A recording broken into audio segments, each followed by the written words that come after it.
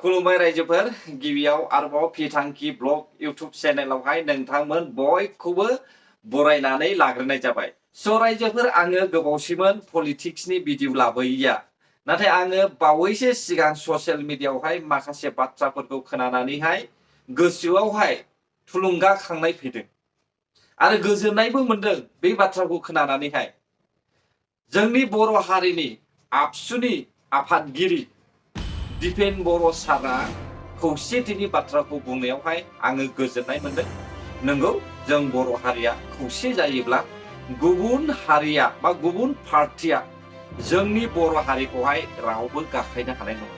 नाथाय खौसे जागोना माब्रै आंथ' नुहुराखै रायजोफोर। जोंनि माखासे बर' हारिनि दैदेनगिरि लिडार्सफ्रा खौसेथिखौहाय लाबोनो हागोन ना हाया आं बेखौसो सानबाय थादों।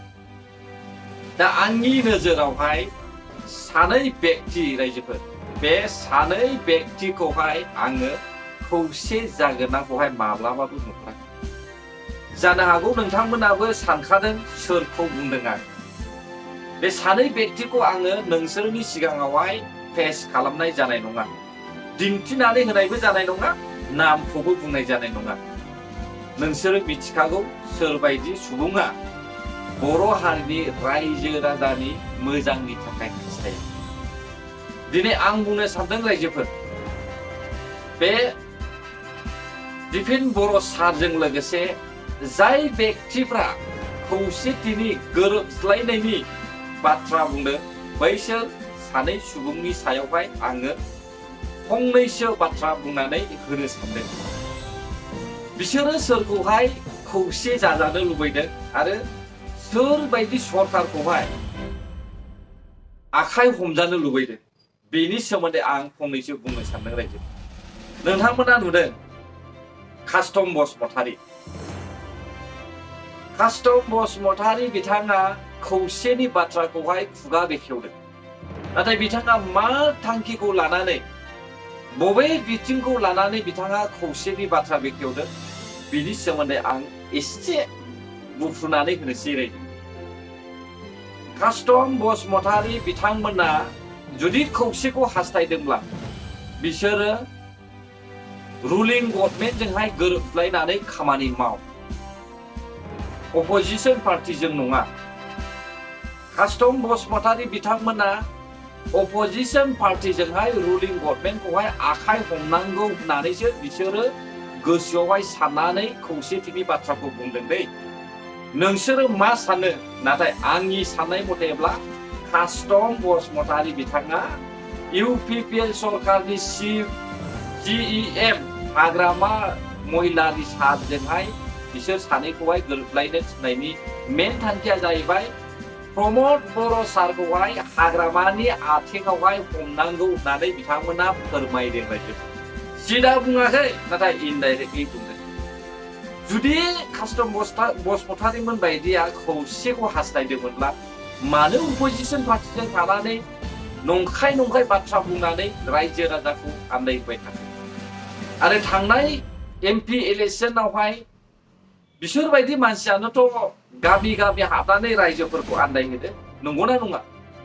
जानो हागौ फैबाय थानाय BTC इलेक्शनावबो बिसोरबायदि मानसियानो रायजो राजाफोरखौहाय गोनो गोथो खालामनो हागौ।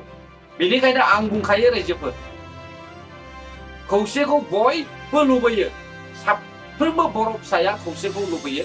नाथाय दैदेनगिरि लिडार्सफ्रा खौसेथिनि बान्दोखौ माब्लाबाबो बुफुंनानै होनो साना।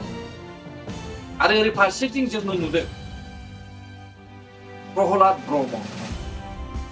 जों बयबो मिथिगौ प्रहलाद ब्रह्म बिथाङा अपोजिशन पार्टिनि BPA पार्टिनि सासे दैदेनगिरि। BPA पार्टिनि बिथाङा दैदेनगिरि नङाब्लाबो मेम्बार्स, जों बयबो मिथियो बियो मेम्बार। दा बिसोरबायदि मानसिया गारबोनाय MP इलेक्शनाव नङा रायजोफोर, गुबुन इलेक्शनावबो बिसोरो रायजो राजाफोरखौहाय नंखाय बाथ्रा बुंनानैहाय आन्दायहोयो। फैबाय थानाय इलेक्शनाव नोंसोरो नंखाय बाथ्राफोर बुंनानै रायजो राजानि सिगाङावहाय गोदाव सोराव लेक्सार होनानै दा आन्दायहो। रायजो राजाखौ खौसे खालामनो गोसोब्ला रुलिं गभर्नमेन्टजों गोरोबनानै खामानि माव आरो नोंसिनि अपोजिशन पार्टिया जा मावबोबाय जा खालामबोबाय बेखौहाय मोनथियै रावबो गैखाया दा खौसेथिनि बान्दोखौहाय बुफ्रुग्रायानो इउपिपिएल पार्टियासो रायजोफोर दिनै जों खोनाबाय आबसुनि दैदेनगिरि दिपेन बर' सारआ खौसेथिनि बाथ्राखौहाय बेखेवनानै होदों बेजों लोगोसे कास्टम बसुमतारी प्रहलाद ब्रह्ममोन बायदियाबो खुगा बेखेवदों लोगोसे जोङो आसामनि सासे मन्थ्रिखौबो जोङो खोनानो मोनदों खौसेथिनि बाथ्रानि सोमोन्दै बुंनायखौ दा आं बुङो रायजोफोर खौसे जानांगौआ जोंनि बर' हारिनि लिडार्सफोरनि थाखाय जोबोद गोब्राब मोनसे गाज्रिखौ लानानैनो खौसे जानो हानायनि बिसोरहा क्षमताखौनो बिसोरो नुहुरा दा लिडार्सफ्रा जुदि खौसे जानो रोङाब्ला अब्ला रायजो राजाफ्रा माबोरै खौसे जानो साफ्रोमबो बर' सुबुङा हास्थायो खौसे जाजानायखौ लुबैयो नाथाय रायजो राजानि सिगाङावनो दैदेनगिरिफ्रानो नंखाय बाथ्रा बुंनानै इलेक्शननि समावहाय थगाय थसि भटखौहाय सेनानै लानो नाजायोबा ओरै फारसे बैथिं फारसे हरै फारसे बोखावनानै रानफ्ले सिफ्ले बोफ्लेलाबायोब्ला अब्ला बर' हारिनि रायजो राजाफ्रा माबोरै खौसे जानो नोंसोरबो एसे बुजिनानै नाय जों मिथिगौ फैबाय थानाय बिटिसि इलेक्शनावबो जुदि बर' हारिनि भटआ बोफ्ले सिफ्ले जायोब्ला अब्ला एलायन्सनि अनगायै माब्लाबाबो रावबो सिंगेल सरकार दानो हाया जों बेखौ क्लियारलि नुहुरखायो दा बेनिखायनो आं बुंदों कास्टम बसुमतारी आरो प्रहलाद ब्रह्म लोगोसे बिक्रम दैमारि नोंसोरो इलेक्शन जानोसै समावहाय भटनि सिगां रायजो राजाफोरखौहाय नंथारि बाथ्राखौहाय बुंनानै होनो नाङा जाथारि खोथाफोरखौहाय फोसावनानै होनो नाङा गामि ओनसोलनि थानाय रायजो राजाफ्रा आन्दायो भटखौ सोरनो होगोन मबे सरकारा मोजां बेखौहाय सायख'नानै लानायनि उनावबो नोंसिनि बाथ्रानि गेजेरजोंनो रायजो राजाफ्रा गोनो गोथो जानानै सोरनोबा होनांगौआव सोरनोबा थब्र' होनानै होयो दा बेखौ नोंसोरबो मिथिखागौ नाथाय नोंसोरो मिथिसेयावबो मिथियै बायदि गाव गावनि गाज्रिखौहाय हास्थायनायावसो रायजो राजाफोरखौहाय थेर बेथेर खालामो नंगौना नङा रायजोफोर आंनि बुंनाया गोरोन्थि जादोंब्ला आंखौ निमाहा हो आङो सासे बर' फिसा हिसाबै आरो गोरलैनिफ्रायनो बर'नि रायजोखौ नुबोदों हिसाबै आङो बे बाथ्राखौहाय नोंसिनि सिगाङावहाय बेखेवनानै होबाय आरो आं नुदों आंजों लोगोसे देरनाय आंजों लोगोसे नुबोखानाय मानसिफ्राबो अपोजिशन पार्टिखौ सापर्ट खालामो मानो थाइसे थाइनै रां मोननायनि थाखायनो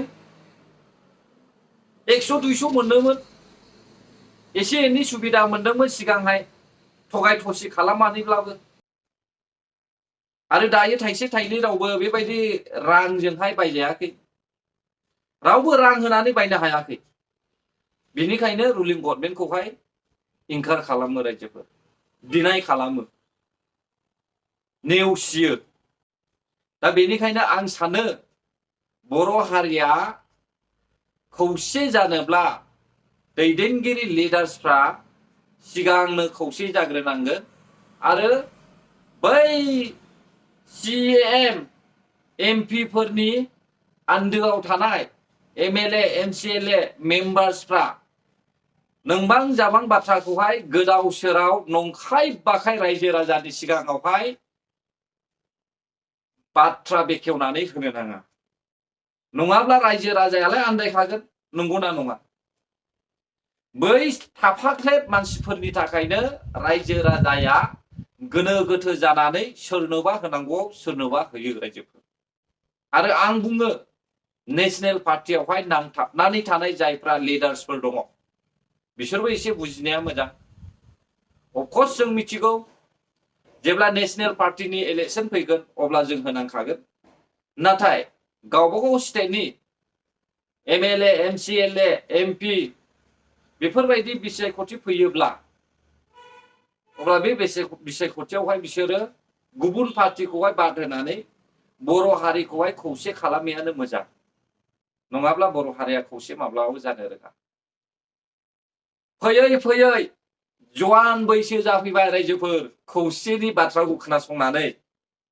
आरो खौसेनि बान्दोखौहाय सोर बुफ्रुदों? आबसुनि मानसिफ्रासो सिगांनिफ्रायनो बुंबोगासिनो दङ। अपोजिशन पार्टिया माब्लाबाबो खौसेनि बाथ्रा बुङाखै आरो बड'लेण्डनि बाथ्राबो माब्लाबाबो बुंफेराखै। बिनि अन्तरावहाय गोरबोआव मा सानदों आं बेखौ मिथिया, नाथाय बिथाङा बुंदोंसोमोन आं थांनानै थासान्दि बड'लेण्ड जाया। बे बाथ्राखौ थैनानै थांब्लाबो बावा। आरो बे बाथ्राखौहाय बबे समाव बुंदों बिथाङा? मोनसे केम्पिंआवहाय स्टेजआव गसंनानै गुबुन भाषाजोंहाय बुंनानै होदों। गोसो जायोब्ला दिनैसिमबो आं नोंसोरनोहाय बे निउसखौहाय दिन्थिनानै होनो हायो रायजोफोर, नाथाय आं दिनै दिन्थिला। स' रायजोफोर, नोंथांमोननि थाखाय गोरोन्थि जाबायब्ला आंखौ निमाहा होदो। आरो जुदि नोंथांमोना भिडिअखौहाय मोजां मोनदोंब्ला हायोब्ला like, share, comment and subscribe खालामनानै होब्लानो जाबाय। गोजोन्थों बर' हारि। जै जाथों, जै बर' हारि।